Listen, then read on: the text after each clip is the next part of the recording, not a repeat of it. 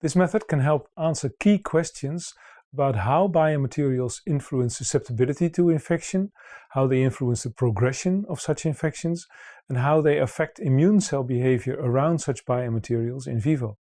The main advantage of this technique is that it provides a novel animal model that allows in vivo visualization and intravital analysis of biomaterial-associated infections. Visual demonstration of this method is critical, as the injection of biomaterial microspheres is a very delicate procedure.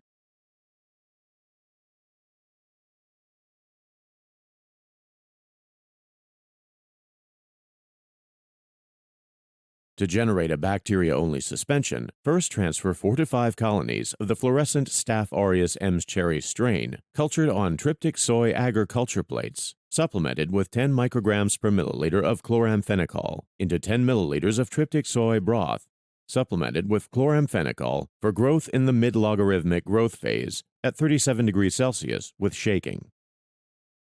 When the culture reaches an optical density measurement at 620 nanometers of 0.4 to 0.8, collect the bacteria by centrifugation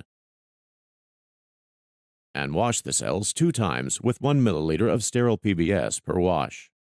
After the second wash, resuspend the pellet in 1.1 milliliters of PVP and vortex the bacterial suspension before measuring the optical density again. Then adjust the concentration of the bacterial suspension with PVP according to the experimental requirements to generate the bacteria-only suspension.